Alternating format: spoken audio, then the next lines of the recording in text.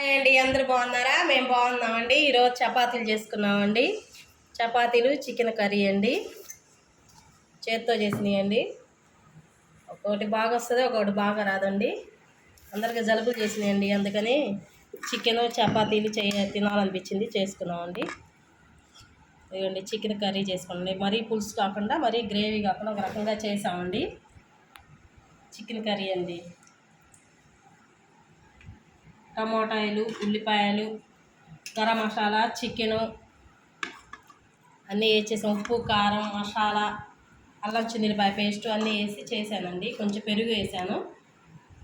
ఇలా మరీ చిక్కగా కాకుండా, పల్చగా కాకుండా గ్రేవీ లాగా చేశానండి.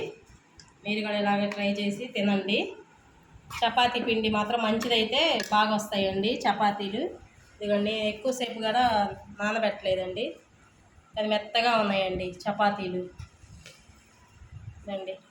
కొంచెం సాల్ట్ వేసి పిసికేసానండి. ఈసారి చేసినప్పుడు మీకు చూపిస్తానండి. చపాతీలు ఇదిగోండి నాటుకోడి తెచ్చుకున్నాం అనుకున్నామండి. మా పిల్లలకి తెలియదు అని చెప్పేసి మామూలు చికెనేనండి ఇది చేసామండి. చికెను, చపాతీ, గోధుమ పిండి కొంచెం ఉప్పు వేసేసి ఆయిల్ కూడా వేయలేదండి, పిసికానండి. ఎట్లయినా చేసుకోవచ్చు, ఆయిల్ వేసి పిసుకోవచ్చు, మామూలుగా అయినా పిసికేయచ్చండి. కానీ మెత్తగా వచ్చాయి.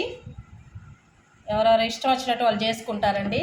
మీరు కూడా ఇట్లా చపాతీలు చికెన్ కర్రీతో ట్రై చేసి తిని చూడండి, చాలా బాగుంటుంది. బాగాలేనప్పుడు మాత్రం నోటికి రుచిగా ఉంటుంది, తినటానికి కూడా బాగుంటుందండి.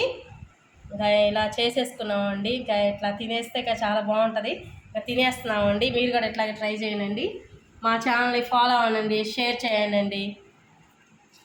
అంతే అండి, తినేస్తున్నామండి.